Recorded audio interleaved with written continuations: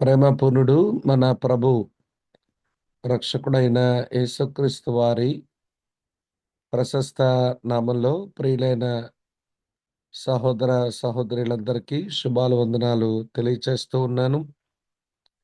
ఈ నెల తరగతుల్లో చివరి తరగతి మనం ఈ దినం కలిగి ఉంటున్నాం. ఆధ్యాత్మిక శీలం అనే శీర్షిక క్రింద మనం నేర్చుకోవలసిన కొన్ని పాఠాలని నేర్చుకోవడానికి ప్రభు మనకు సహాయం చేస్తూ వచ్చారు. మరి ఈ రోజున కూడా ప్రభు మనతో మాట్లాడే సంగతులను మనం విని నేర్చుకుని మేలు పొందుదాం. ప్రార్థనతో మన తరగతిని మనం ఆరంభిస్తాం.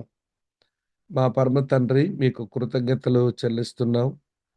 ఈ ఉదయకాలం మీరు మాకు అనుగ్రహించిన ఈ మంచి దినం కొరకై మీకు స్తోత్రాలు చెల్లిస్తున్నాం. మా ఆయుష్షును పెంచారు, ఆరోగ్యం ఇచ్చారు, అవకాశాన్ని ఇచ్చారు నాయనా. మీకు వందనాలు, మీకు స్తోత్రాలు. ఈ జూమ్‌లో ఈ తరగతుల్లో చేరివచ్చిన మా ప్రియ సహోదర సహోదరులందరినీ పేరు పేరు వరుసన మీరు దీవించి ఆశీర్వదించుము. ఈ దినం కూడా మేము నేర్చుకోవాల్సిన ఆత్మ సంబంధమైన పాఠాలను మీరే మాకు నేర్పించి ప్రభా మీ ఆత్మ కార్యం నాలో మాలో జరిగించమని నేర్పించమని యేసు ప్రభు వారి యొక్క ప్రశస్త నామంలోనే స్తుతులర్పించి ఆరాధించి వేడుకుంటున్నాం తండ్రి. ఆమేన్. ఆమేన్.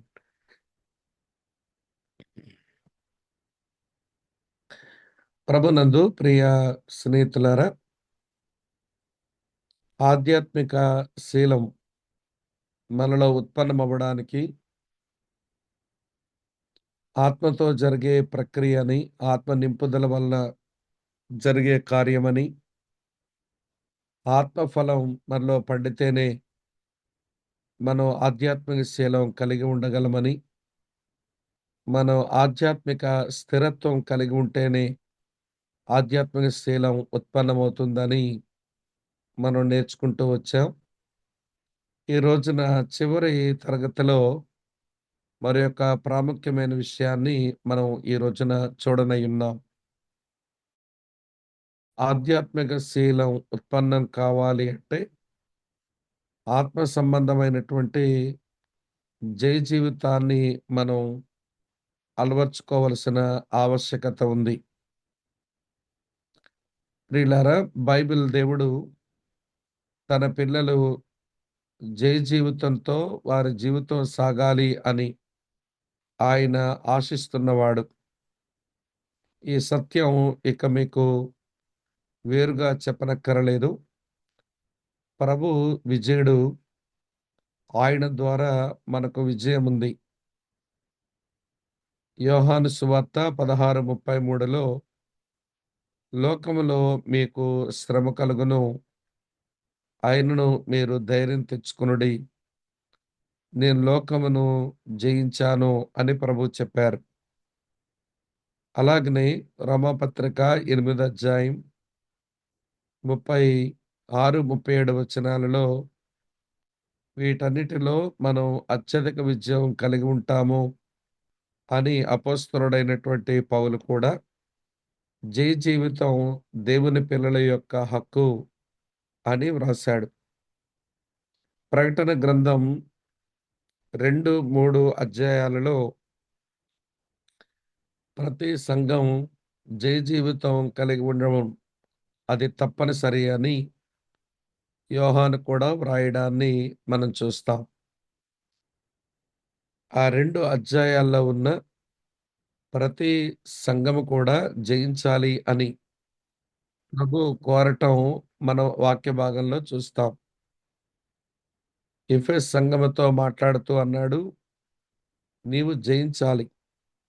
జయిస్తే నీకు జీవవృక్ష ఫలం భుజింపనిస్తాను అన్నాడు. స్ఫురణ సంఘం, నీవు కూడా జయించాలి.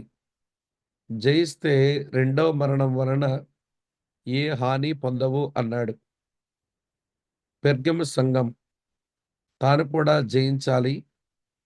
జయిస్తే మరుగైన మన్నాను భుజింపనిస్తాను అన్నాడు. తుయతైర సంఘం, వారు కూడా జయించాలి. జయిస్తే జనుల మీద వారికి అధికారం ఇస్తాను అన్నాడు. సార్దీసు సంఘం వారు కూడా జయించాలి. జయిస్తే తెల్లని వస్త్రములు ధరించుకొని నాతో సంచరించే భాగ్యమిస్తాను అన్నాడు. ఫిలదెల్ఫియా సంఘం వారు కూడా జయించాలి. జయిస్తే నా దేవుని మందిరములో మిమ్మల్ని ఒక స్తంభముగా నిలుపుతాను అన్నాడు.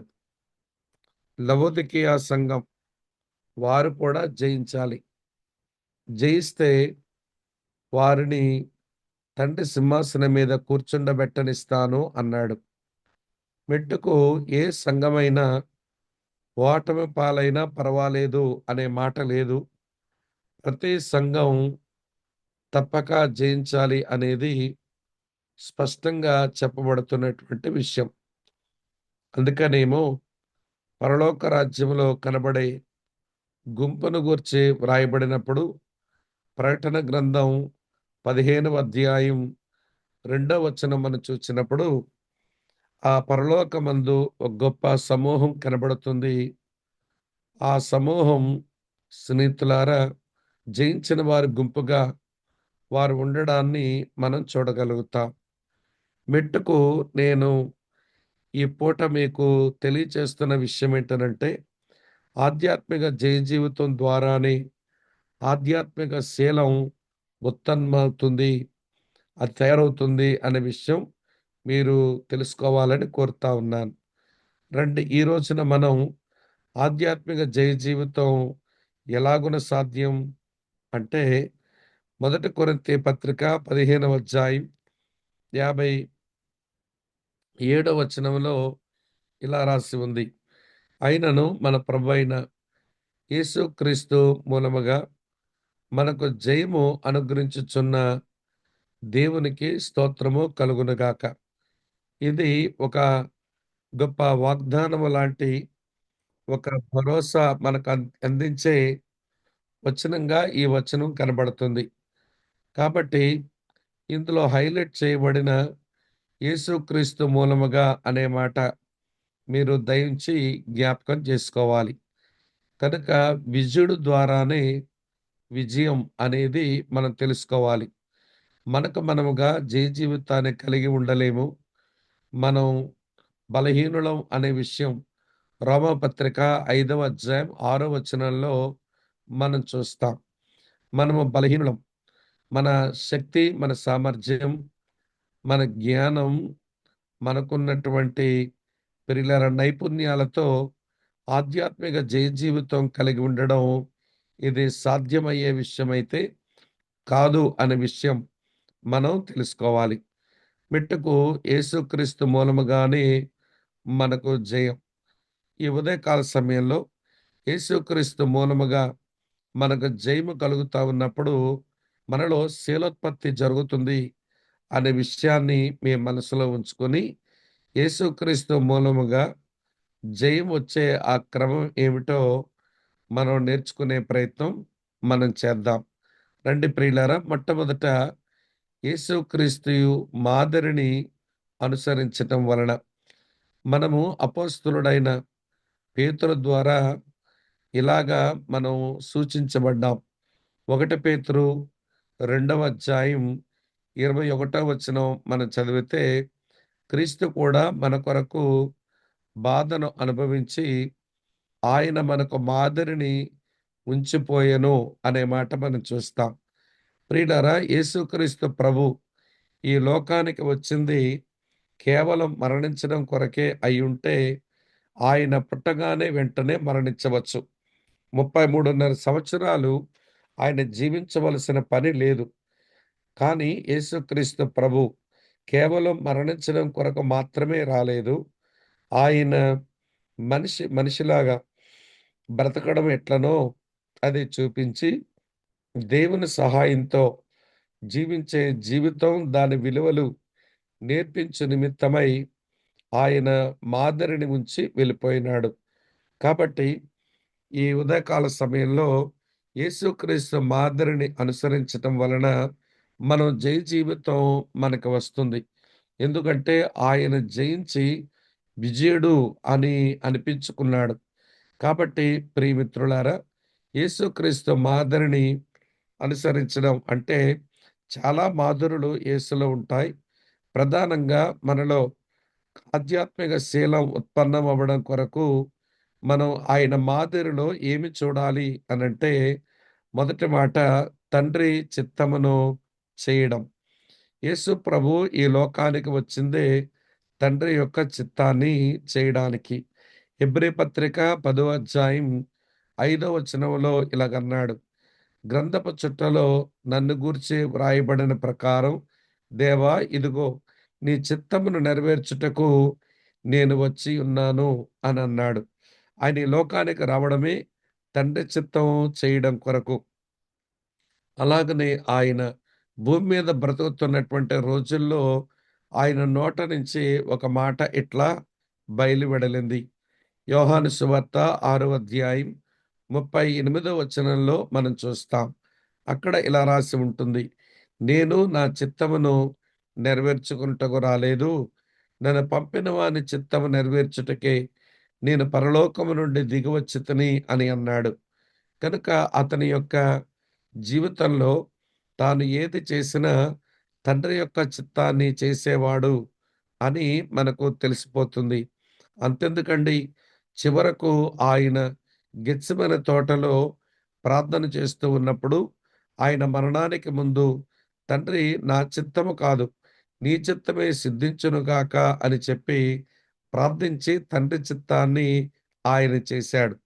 ప్రియులారా, తండ్రి చిత్తం చేసే యేసులోను, తండ్రి చిత్తం చేసే ప్రతి విశ్వాస జీవితంలో కూడా ప్రియులారా చక్కని శీలం అనేది ఉత్పన్నమవుతుందని ఇక మీకు నేను వేరుగా చెప్పనక్కర్లేదు. ఒక మాట మీరు గమనించండి.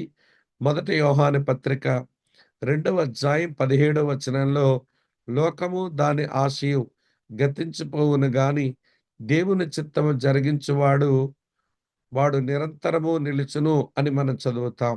కనుక యేసుక్రీస్తు ఎలాగ తండ్రి చిత్తం చేసేవాడో మనమును అలాగునే ఆ తండ్రి చిత్తం చేయటం నేర్చుకుంటే ప్రియులారా చక్కని ప్రవర్తన మన జీవితంలో అబ్బుతుంది. ఈ రోజున చాలామంది దేవుని పిల్లలకు తమ ఇష్టం నెరవేర్చుకుని మనస్తత్వం అబ్బిన కారణం చేత వారు దేవుని చిత్తానికి తమ హృదయంలో చోటివ్వని కారణం చేత లోకము, లోకములో ఉన్న తీరుతెన్నులన్నీ వారి జీవితంలో ఎదురవుతూ వస్తున్నాయి. ఇది మనం గమనించవలసిన ఒక పాఠం. రెండవది యేసుక్రీస్తు మాదిరిని అనుసరించడం అంటే ఎట్లంటే ప్రార్థనలో మెలకువగా ఉండడం. యేసు ప్రభువు జీవితం అంతా ప్రార్థనలో మెలకువతో బ్రతికిన అనుభవాలు మనకి కనబడతాయి. ప్రియులారా, మార్క్స్ సువార్త 1:35లో ఆయన పెందలకడనే లేచి, ఇంకా చాలా చీకటి ఉండగానే అరణ్యములోనికి వెళ్లి ప్రార్థన చేసుకునేవాడు. ఇది మనం ఎరుగుదాం.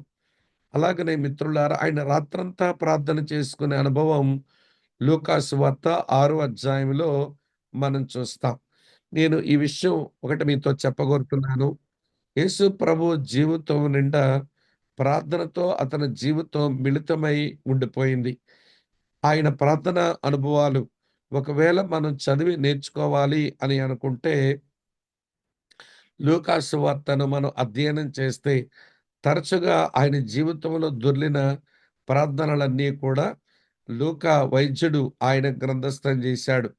సరే, ప్రార్థనలో మెలకువగున్న కారణం చేతనే జ్ఞాపకం చేస్తాను వినండి. అతనికి ఆత్మ సంబంధమైన స్పృహ ఆయన కలిగి బ్రతికినాడు. స్పిరిచువల్ సెన్సిటివిటీ ఆయనకు ఉంది. 40 దినాలు ఆయన ఉపవాసం ఉండి ప్రార్థన చేసుకున్న తర్వాత దుష్టుడు వచ్చినప్పుడు అతనికేదో కీడు తలపెట్టడానికి వచ్చినట్టుగా వాడు రాలేదు. ఎంతో మేలు, ఎంతో క్షేమం కలిగించేటువంటి వ్యక్తిలాగే వచ్చి నీవు 40 దినాలు ఉపవాసములో ఉంటివి. కాబట్టి ఇప్పుడు శారీరకంగా నువ్వు చాలా బలహీనమయ్యావు.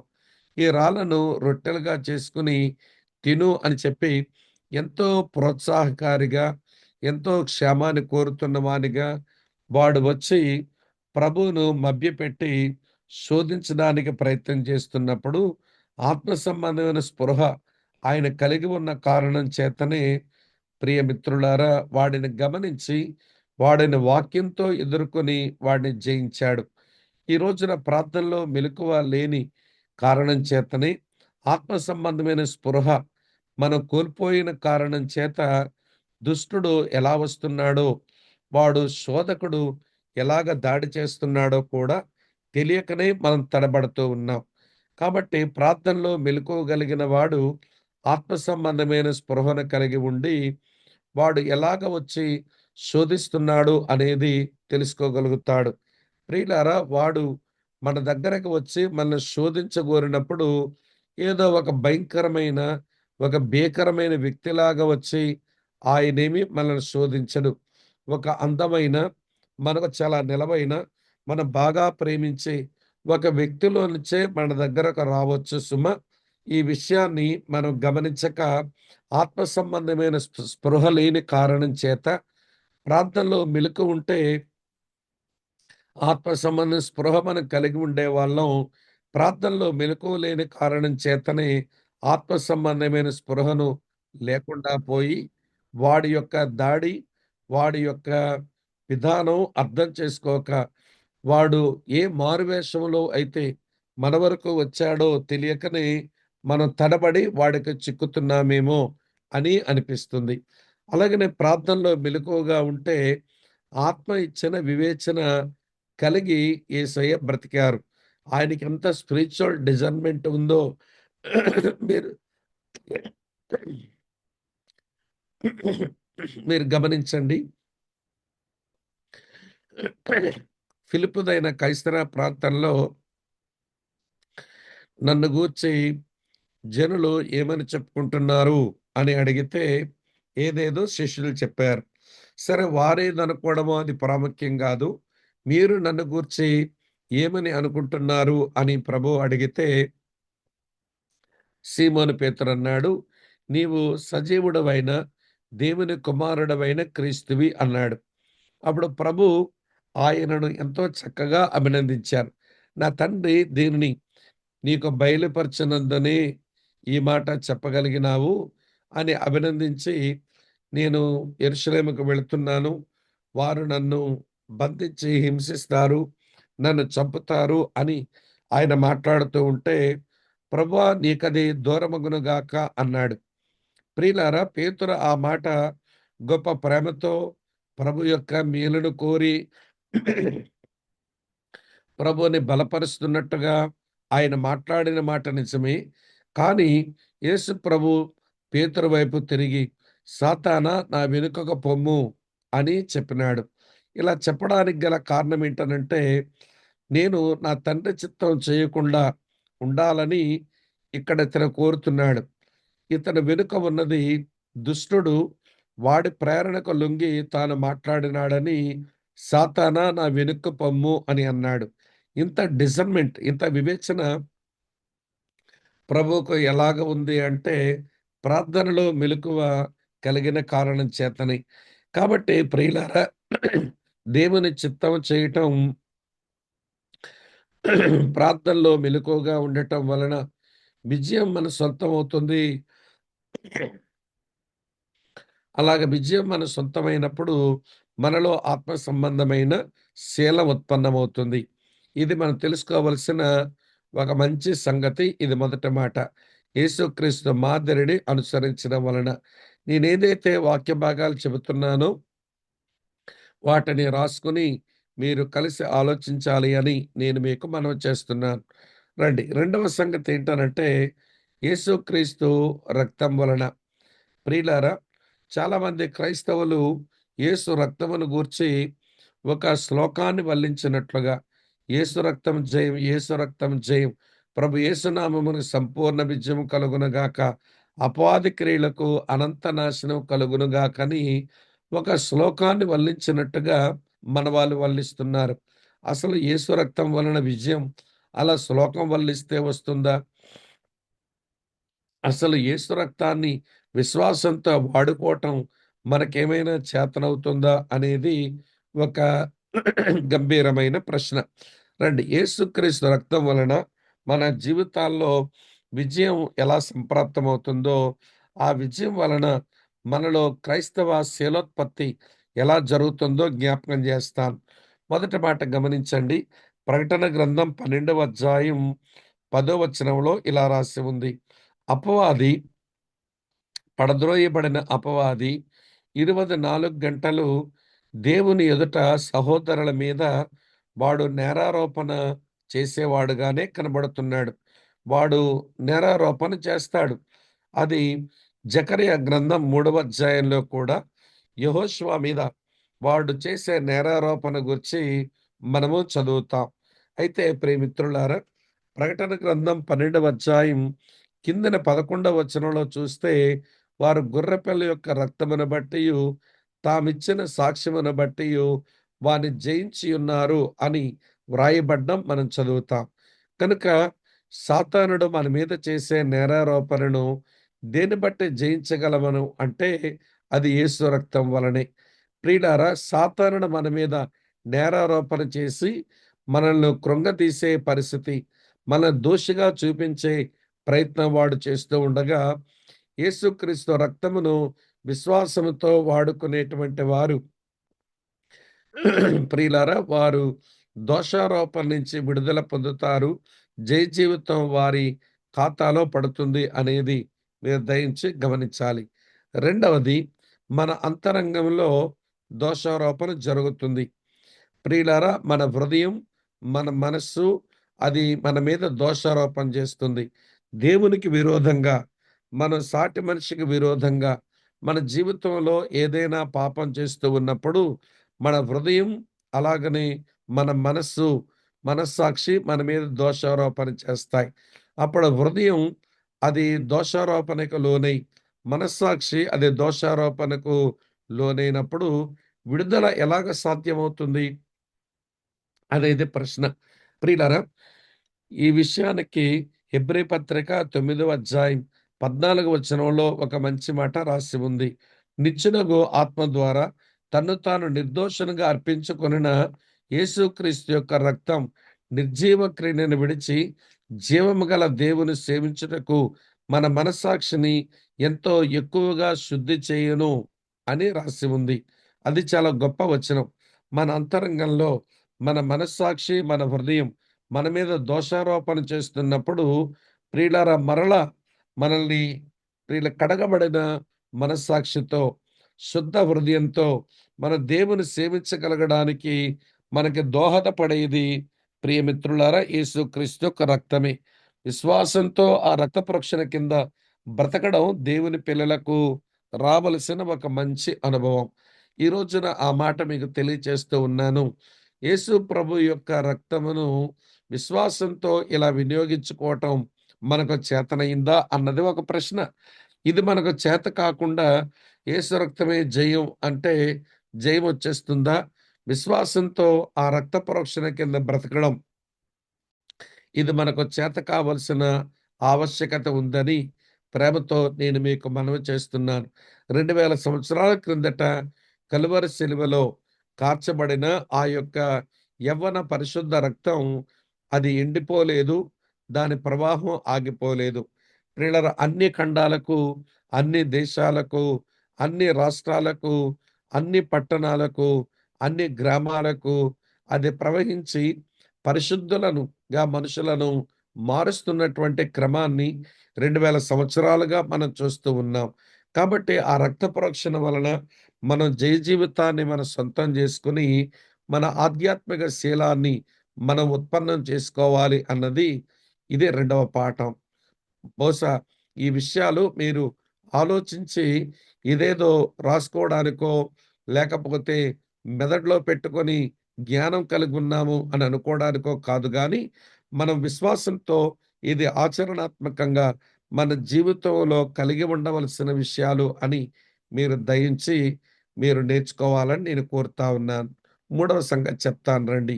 యేసుక్రీస్తు పునరుత్థానం వలన, ఆయన పునరుత్థానం వలన యేసు ప్రభు పునరుత్థానం వలన జీవితం ఎలాగ సొంతమవుతుంది అంటే, ఆయన మనలో జీవించగలిగిన వాడు అవుతాడు. గలతీ పత్రిక 2వ అధ్యాయం 20వ వచనంలో పౌలు ఈ మాటన్నాడు. నేను క్రీస్తుతో పాటు సిలువ వేయబడ్డాను. ఇప్పుడు జీవించుచున్నది నేను కాదు, క్రీస్తే నా యందు జీవిస్తున్నాడు అన్నాడు. కనుక ప్రియులారా, పునరుత్థానుడైన యేసుక్రీస్తు అక్కడ తండ్రి కుడి పార్శ్వమునందు ఉండి మన కొరకు విజ్ఞాపనం చేయడంతో పాటు ప్రభువుని హృదయములో స్వీకరించి అంగీకరించిన ప్రతి వారి హృదయంలో ఆయన జీవించి ఉన్న కారణం చేత మనము ప్రియులారా జీవితాన్ని కలిగి ఉండగలుగుతాం. ఇది మనం నేర్చుకోవలసిన పాఠం. ఇది మన అభ్యాసం కూడా చేయాలి. ప్రభువు మనలో జీవిస్తే ప్రియులారా పాపమునకు ఈ లోకంలో ఉన్నటువంటి ప్రియుల పాప ప్రేరణలకు లొంగకుండా మన జీవితాన్ని మనం కాపాడుకునే అవకాశం ఉంటుంది. అపోస్తలుడైన పౌలు తన జీవితంలో జయోత్సాహంతో తాను ఊరేగించబడ్డానికి గల కారణం క్రీస్తు తనలో నివసించడమే కారణం. కనుక ఈ రోజున పునరుత్థానుడైన యేసుక్రీస్తు మన హృదయాలలో జీవించడం చేత మిట్టుకు మనం జీవితాన్ని పొందుతాము. మంచి శీలం ఉత్పన్నమవుతుందని ఇక మీకు వేరుగా చెప్పనక్కర్లేదు. రెండవ మాట, ఆయన పునరుత్థానుడైన కారణం చేత తండ్రి ఆయనను తన కుడి పార్శ్వమునకు హెచ్చించి అన్ని నామముల కంటే పైబడిన నామం ఆయనకు అనుగ్రహించినాడు అని ఫిలిప్పీలకు రాసిన పత్రిక 2వ అధ్యాయం 9, 10 వచనాల్లో మనం చదువుతాం. ఫిలిప్పీలకు రాసిన పత్రిక 2వ అధ్యాయం 9, 10 వచనాల్లో మనకు ఆ విషయం రాయబడి ఉండడం చదువుతాం. ఇప్పుడు నేను జ్ఞాపకం చేస్తాను వినండి. ఆయన నామం హెచ్చించబడిన నామం అయ్యింది.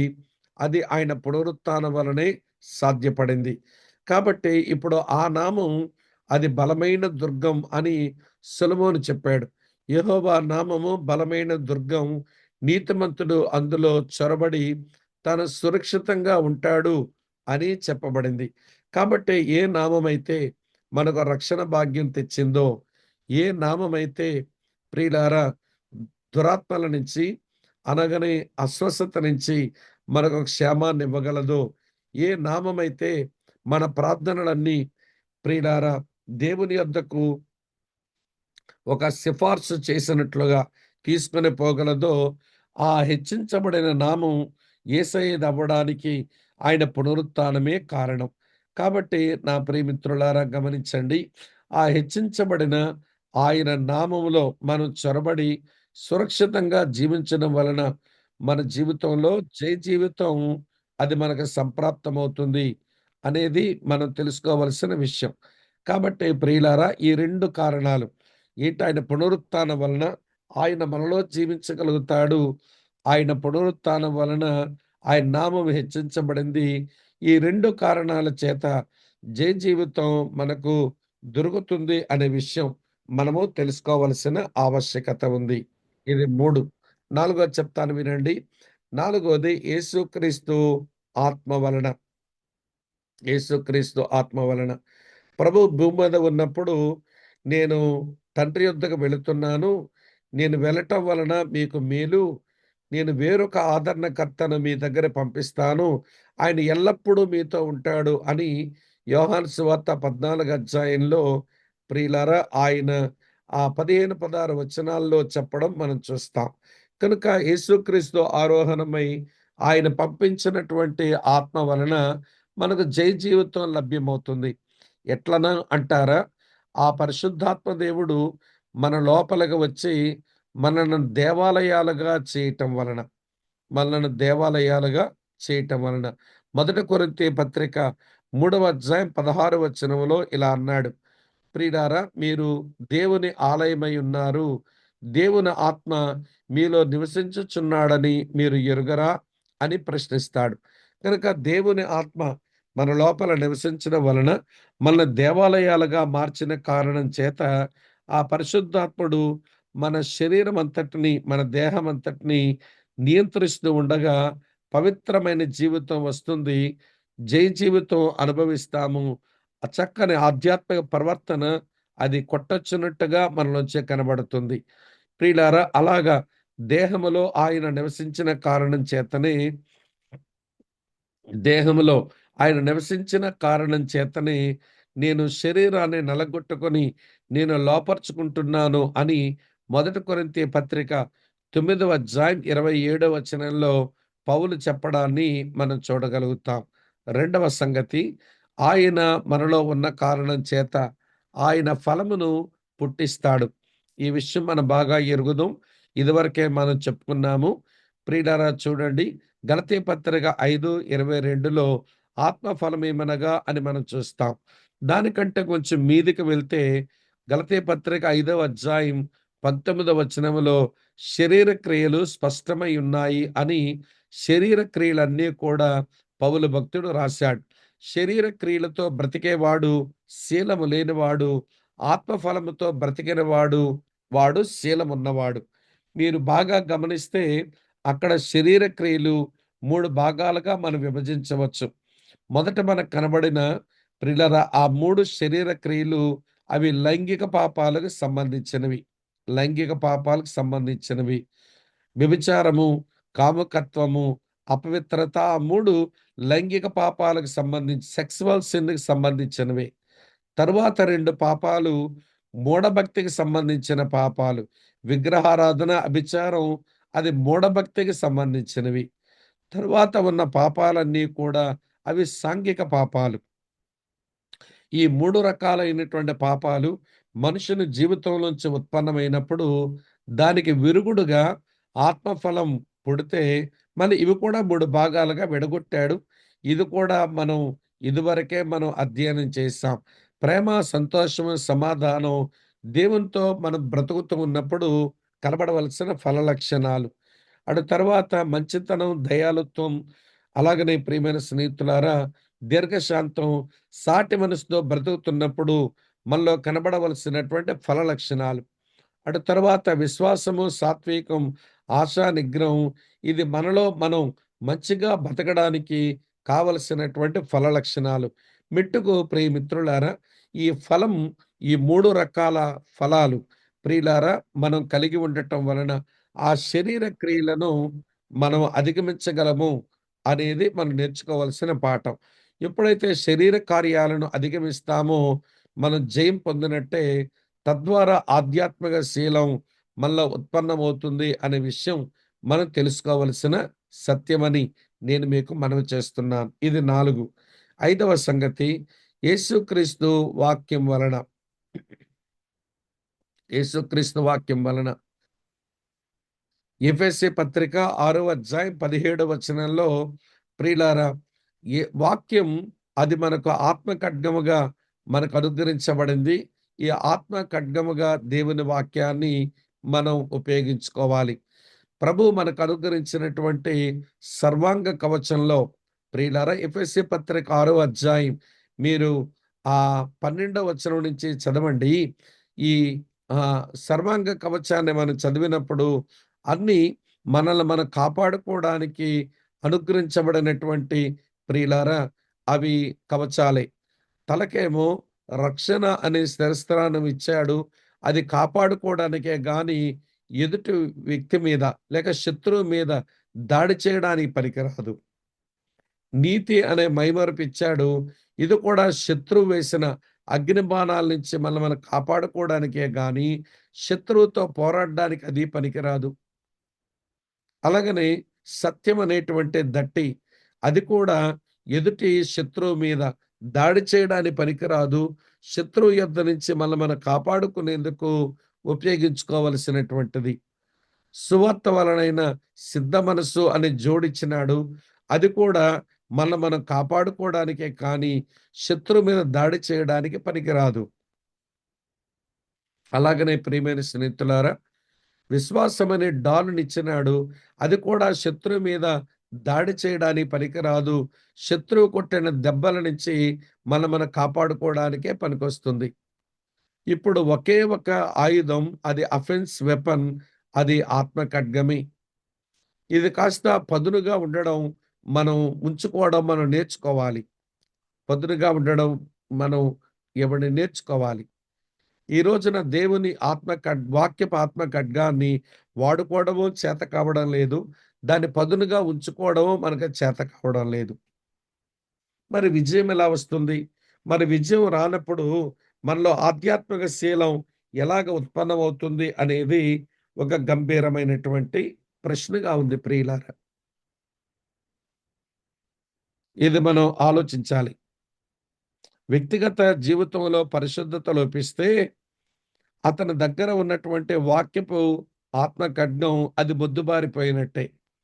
నీ వ్యక్తిగత జీవితంలో పరిశుద్ధత ఎంతో ప్రాముఖ్యం. అది మన దగ్గర ఉన్నటువంటి వాక్యమును అనేబడిన ఆత్మ ఖడ్గాన్ని చాలా పదునుగా ఉంచుకోవడానికి ఉపయోగపడుతుందన్నమాట. అటు తరువాత ప్రియులారా శోధన సమయంలో దాన్ని ఉపయోగించడం వలన మత్తయి సువార్త 4 అధ్యాయం మొదట నుంచి ఆ 11 వచనాలు చదివితే శోధకుడు వచ్చి ప్రభువుని శోధిస్తున్న ఆ సమయాలలో వాక్యములో ఇలా కూడా వ్రాయబడి ఉంది అని చెప్పి it was written it was also written అని చెప్పి ఆయన శోధనను ఆయన జయించిన అనుభవాన్ని మనం ఆ వాక్య భాగంలో చూస్తాం. మెట్టుకు నేను చెప్పగోరే విషయం ఏమిటి అంటే, యేసుక్రీస్తు యొక్క వాక్యం వలన మనం జయ జీవితాన్ని జీవించవచ్చు.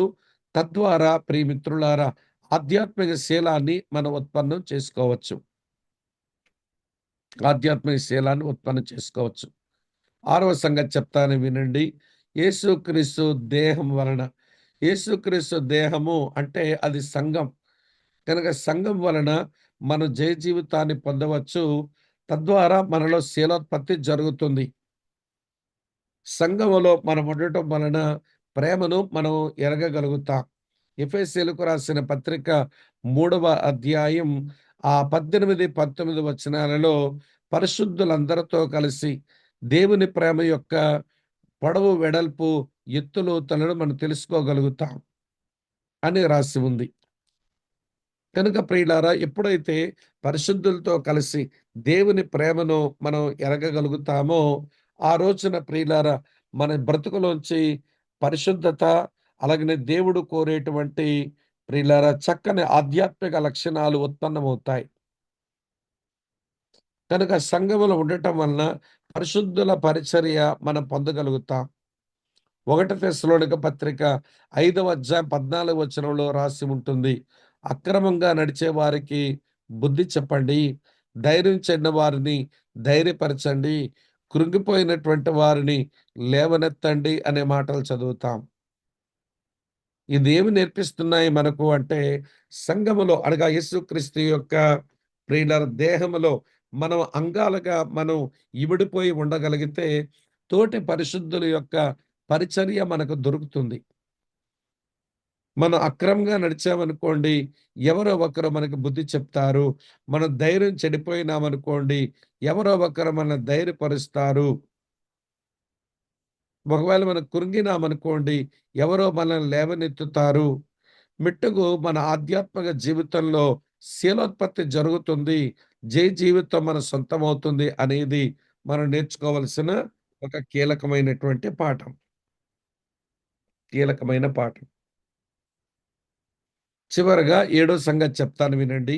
ఏడవ సంగతి ఏంటనంటే, యేసుక్రీస్తు రాకడ సత్యం వలన మన జయ జీవితం మనం సొంతం జేసుకోవచ్చును. అలాగనే ఆధ్యాత్మిక శీల ఉత్పన్నమవుతుంది. ఇలా జ్ఞాపకం చేస్తాను వినండి.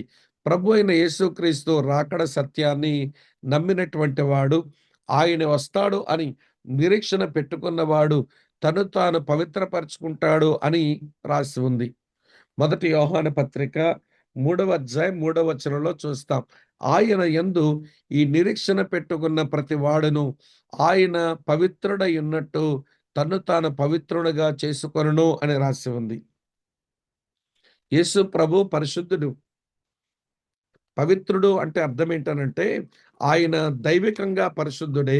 కానీ శరీరంతో వచ్చిన తర్వాత మనవలే అన్ని విషయాల్లో శోధించబడినను ఆయన పాపం చేయలేదు అంటే తను తాను పవిత్రునిగా ఉంచుకున్నాడని అర్థం.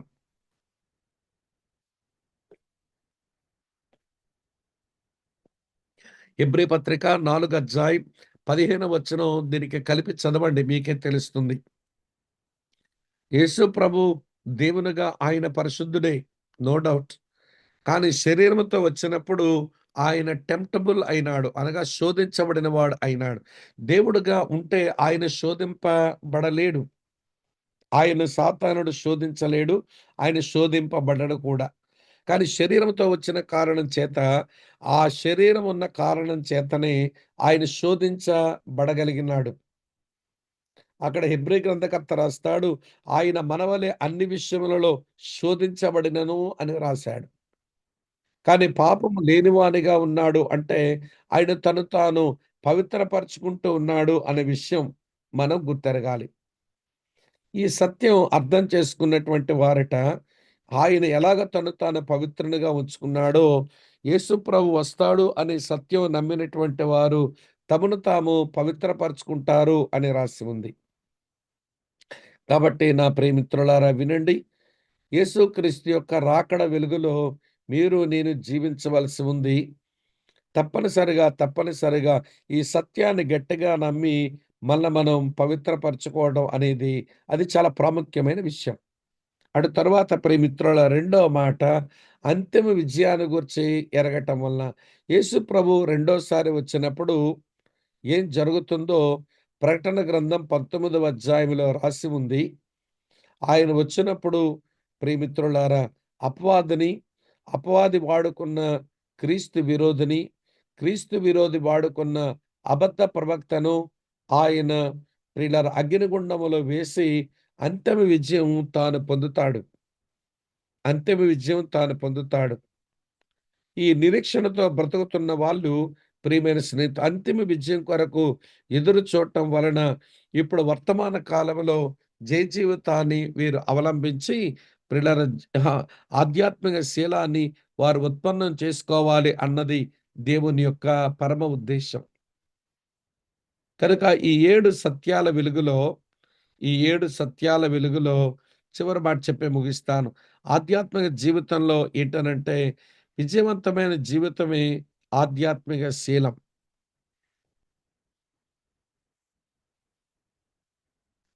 Victorious life is spiritual character. ఈ రోజున చాలామంది దేవుని పిల్లలమైన మనం ఈ విజయవంతమైన జీవితం కొరకు ఆరాటపడిన కారణం చేతనే సరైనటువంటి ఆత్మ సంబంధమైన లక్షణాలు మనకు తయారు కావటం లేదు అని అనిపిస్తుంది. కాబట్టి మనం ఈ అధ్యయనంలో మనం నేర్చుకున్న పాఠాలను ఒకసారి జ్ఞాపకం చేస్తాను వినండి. ఆధ్యాత్మిక శీలం అంటే ఏంటి అది చెప్పాను. ఆధ్యాత్మిక శీలం అది అభివృద్ధి చెందవలసిన ప్రాముఖ్యత ఎంత ఉంది అనేది మీతో చెప్పాను. ఆధ్యాత్మిక శీలోత్పత్తి అది ఎలా జరుగుతుందో మీతో చెప్పాను. చివరగా దైవిక శీలములో అంటే డివైన్ క్యారెక్టర్‌లో మనం దినదినం అభివృద్ధి చెందే ఆ ప్రక్రియ ఏంటో మీతో చెప్పాను.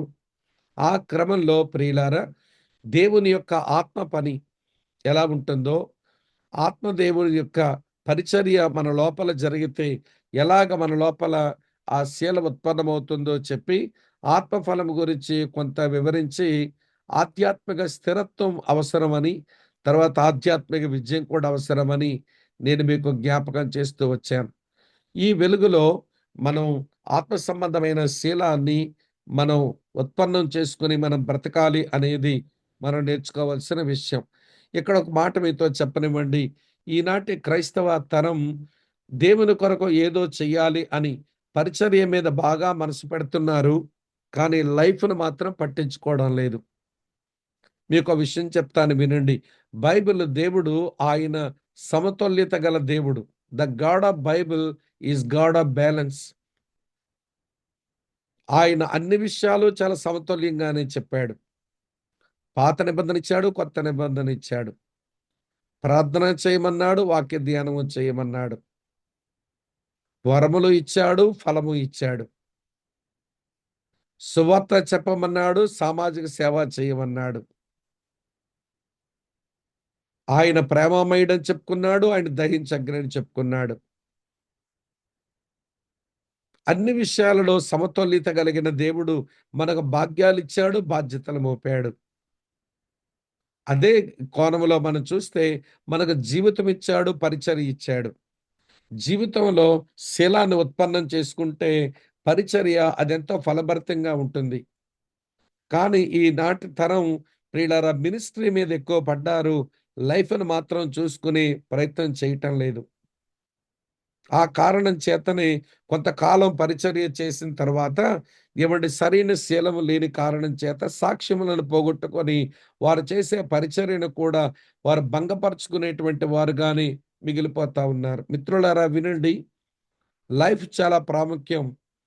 అది చాలా చక్కబరుచుకుంటే సరైన శీలముతో, సరైన వైఖరితో, సరైన దృక్పథాలతో అది బ్రతకడం మనకు చేతనైతే పరిచర్య దానికదే అర్థవంతంగా జరుగుద్ది. మనం పరిచర్య మీద ఊరకనే మనసు పెట్టి, దాంట్లో తలమునకలై బ్రతుకుతూ, చివరికి మన ఆధ్యాత్మిక జీవితంలో మన జీవితాన్ని గూర్చి, లైఫ్‌ని గూర్చి పట్టింపు లేకుండా బ్రతికిన కారణం చేత, ఒక రోజున భంగపడే ప్రమాదం ఉంది అనేది మీరు తెలుసుకోవలసిన ఒక కీలకమైన విషయం. కాబట్టి ఈ ఉదయకాల సమయం, ఈ ముగింపు తరగతిలో ఒకటే ఒకటి ఆశపడదాం. మనలో క్యారెక్టర్ బిల్డ్ అవ్వడానికి ప్రయత్నం చేద్దాం. మినిస్ట్రీ దానికదే జరుగుద్ది. ఎక్కువ మంది లైఫ్ నేర్చుకోవడానికి ప్రయత్నం చెయ్యరు. లైఫ్ నేర్చుకోవడానికి ప్రయత్నం చేసేవారు నేనంటాను పరిచర్యలోను, కుటుంబములోను అట్టడుగు నుంచి ఎదగాలనుకుంటారు. మినిస్ట్రీ కోరుకునేటువంటి వాళ్ళు వారి జీవితం పుల్పిట్ నుంచి మొదలుపెట్టాలనుకుంటారు. ఈ రోజున క్రైస్తవ సమాజంలో ఎక్కువ మంది పుల్పీటు నుంచి జీవితం మొదలుపెడదాం అని కోరుకున్న కారణం చేతనే ప్రియులారా వారి జీవితంలో క్యారెక్టర్ బిల్డ్ అవ్వడం లేదు. పరిచర్యలో మాట్లాడడం నేర్చుకుంటారు. స్ట్రాటజీలు నేర్చుకుంటారు. నైపుణ్యం గడించుకుంటారు. ఎదిగిపోతుంటారు. కానీ క్యారెక్టర్ వారి లోపల ఉత్పన్నం కాని కారణం చేత వారు ఒక రోజున భంగపడి, అవమానపరచబడి వారు పాడవుతారు. వారి వలన జరిగిన పరిచర్యను కూడా పాడు చేసేటువంటి ప్రమాదాన్ని వారు తెచ్చిపెడతారు. కనుక ఈ ఉదయకాల సమయంలో ఒకటే ప్రభు యొద్ద నుంచి మనం ఆశిద్దాం. అదేంటనంటే ప్రభు ద్వారా జయ జీవితాన్ని అనుభవిస్తూ తద్వారా ప్రియమిత్రులారా ఆలకించండి. మంచి ఆధ్యాత్మిక శీలాన్ని కలిగి ఉండే దిశగా మన యొక్క జీవితాలను మనం మెరుగుపరుచుకోవటం మంచిది అని నేను మీకు ప్రేమతో మనవి చేస్తా ఉన్నాను. కాబట్టి ప్రియులారా, ఇది చాలా ప్రాక్టికల్ సెషన్. ఇది క్రియాశీలక పాఠాలు. మనం క్రియాశీలకంగా మన జీవితాన్ని మెరుగుపరుచుకునే ఈ ప్రయత్నంలో ఉండాలని నేను కోరుతా ఉన్నాను. ఇంకొక సారి మళ్ళీ మనం కలుసుకునే అవకాశం మనకు దొరికినప్పుడు, మరి ఇక మిగిలిన విషయాలు ఏమైనా ఉంటే మనం చర్చించుకుంటాం. మీకు గ్రూప్‌లో వచ్చేటువంటి ఆ ప్రశ్నలకు మీరు కొంత సమాధానాలు రాసి, నా పర్సనల్ నంబర్‌కే మీరు దాన్ని రాసి మీరు పంపించాలని కోరుతున్నాను. నేను వాట్సాప్‌లో ఆ ప్రశ్నలొస్తాయి. రోమిలకు రాసిన పత్రిక క్వెషన్స్ మళ్ళీ మీకివ్వాలి. ఇది కూడా మీకివ్వాలి. వాటిని అందించి మీ ప్రయత్నం మీరు చేయడానికి మీకు అవకాశం ఇస్తాను. తల వంచండి, కళ్ళు మూసుకోండి, ప్రార్థన చేస్తాం. మా ప్రేమగల, మా ప్రియమైన మా పరలోకపు తండ్రి, మీకు స్తోత్రాలు చెల్లిస్తూ ఉన్నాం. అపొస్తలుడైన పేతురు తాను రాసిన మొదటి పత్రికలో ప్రవర్తన అది ఎంత ప్రాముఖ్యమో, ప్రవర్తన మీద ఆయన రాసిన సందేశాలు నాయన ఆ 5 అధ్యాయాల్లో మేము చూస్తూ వచ్చాం. ఈనాటి క్రైస్తవ్యానికి సేవ మీద మేమెక్కువ మనసు పెట్టాము. మా ప్రవర్తన మీద మనసు పెట్టక, మా ప్రవర్తన తీరుతెన్నులు పాడు చేసుకొని మేము బ్రతుకుతా ఉన్నాం. ఇలాంటి దుర్దినాల్లో మీరు మా ముందుకు తీసుకొని వచ్చిన పరిశుద్ధ లేఖన సారాంశం కొరకై మీకు స్తోత్రాలు నాయనా. మేము మా వ్యక్తిగత ప్రవర్తన విషయమై మేము మనసు పెట్టి ఆలోచించి, మా ప్రవర్తన మెరుగుపరుచుకోవడానికి మీరే మీ కటాక్షాన్ని మా యెడల చూపమని, నమ్మకమైన నీ దీవెనకు మమ్మల్ని మేము అప్పగించుకుంటూ, ఈ తరగతిలో జూమ్‌లో చేరి వచ్చిన మా ప్రియులందరినీ పేరు పేరున దీవించమని, మహిమ, ఘనత, ప్రభావాలు కేవలం మా అందరి ద్వారా మీరే పొందమని, యేసు ప్రభువారి యొక్క ప్రశస్త నామంలోనే స్తోత్రాలు చెల్లించి అడిగి వేడుకొని ప్రార్థిస్తున్నాము తండ్రి. ఆమేన్. ఆమేన్.